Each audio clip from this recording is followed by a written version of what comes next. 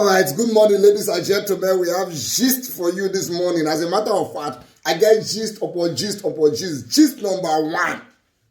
You see those witchcraft when you una vote for National Assembly. If you be doctor or you dey school, you go soon graduate to be medical doctor. Those witchcraft when I vote for House of Assembly, they are planning to keep you under country arrest. You know what's country arrest? That you must be in this country after you graduate for at least 5 years before you leave. So once you graduate, you cannot leave Nigeria. You must practice here for at least 5 years. They are trying to pass that bill now in the House of Assembly. You don't pass first reading, you don't pass second reading. If you pass the third reading, it becomes law. Now the reason is because they say we not get enough doctors for Nigeria, and because our doctors they Japa. I don't know why they're saying Japa. They are not Japa. They're not the Japa. They escape because our doctors they escape, go Europe and Canada. They want to find a way to hold you here by force for 5 years at least before you come out. More than what the people want to vote. Notice that there is heavy decline on medical brain drain. From 24,000 to now, as I speak, we have less than 10,000 doctors in Nigeria. So that is alarming. So I now thought to myself that, okay, let us look at our laws, what is happening. I noticed that, look, the vacuum is that immediately after housemanship, we notice that most doctors, because of greener pastures, there is a capital flight from Nigeria abroad to UK, America, and all that. Now, government has invested so much money in training these medical doctors.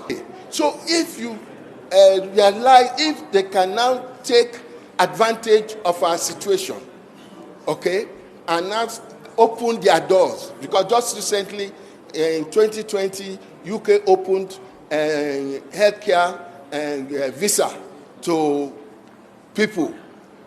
They were all going to UK and US too and Canada. So what should we do? Should we fold our arms? So now I said, okay, maybe to give back to the society, that is to our people, after training you. Yes, we are not saying you cannot go abroad to make your money, but if government has subsidized your tuition, okay, I mean to the tune of 40 to 150,000, the least we can get from you is that after your housemanship, before you are given full license, before you are given full license, at least you can give back to the society within a period of 5 years. So after 5 years, you are free to go. At least you've given back to the society. Now, this is simple. I don't understand how we voted some Chris people into House of Assembly. You understand? I don't know how these people work. You have a problem in your country. Your doctors are leaving. Why are they leaving? They are leaving because they are not being paid well and they are not being taken care of well.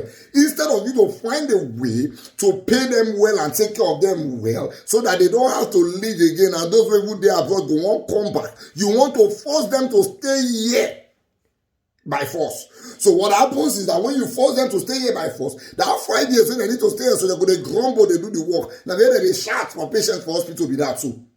Now they mismanage patients for hospital be that because the person doing the job is not happy and something is not telling you. House of Assembly members say, "Oh, like they are not thinking. They don't get money. They don't get brain. They just did it." How can you be paying a doctor in Nigeria 250,000, 200,000? So doctors end that low. I have doctor friends, some earn 300,000. Meanwhile, me, I'll go do one event, I'll collect their full monthly salary. How can you be paying a doctor 250,000 to 300,000? Meanwhile, his colleague in Europe, in the UK, for example, is starting at £30,000 per annum. Do you know what is £30,000 per annum? That means to £2,500. But that's starting to £2,500 per month. We're talking of about 2.5 million naira every month once he just reach Europe, get a doctor job. Why will he not want to Japa? Meanwhile, he's here, his 250 cannot even pay proper transport. Once he come on cab fare, come on house rent, he's broke. And instead of you to work on how to give him a better living, you want to force him to stay here by all means. This is the problem you have with police. Once you can just mistakenly say if you are a police officer in Nigeria, we need police, you go show the way people go take move. There go fool. And instead of you to fix the problem, you want to force us. Now you come and tell us that you are subsidizing education. How are you subsidizing education? Let's even start from your salary. If I am a doctor in Nigeria and my colleague in Europe are earning more than me, it means that you as an House of Assembly member in Nigeria, your colleagues in Europe should be earning more than you. But you see, Senator for Nigeria is earning more than the American president. They are earning, they themselves in House of Rep here, they are earning more than their colleagues abroad. Meanwhile, professional doctors, their colleagues abroad are earning more than them here. Is this not madness? Instead of you to find a way to cut down cost of governance and push cash flow to other industries that are very critical, because we need doctors more than we need lawmakers. In case you don't know, I'm not getting work that they do for that place apart from to share money. It's not to cut the cost of governments and push finance to these other sectors so that those people don't leave. You want to force them to be in this country. Then you tell us are subsidizing education. How much are you paying lecturers? It is like that I do subsidizing education because lecturers will start to shark down and once they don't get up, they don't move. How much are you paying them? You pay them peanuts, you give us peanuts type of education, you give us stupid hostels, bad curriculum, rubbish. We use our strong head to read and pass and do everything now, and then you tell me you are subsidizing education for me. Something is wrong with you. Come and see your hostels in school. Go to the NYSC camp and see where you give people to bait in the name of service to the country. You tell me you are subsidizing education. You are subsidizing nothing. The only thing that they subsidize for this country and our brain, and I know you're getting, not the Nilaka.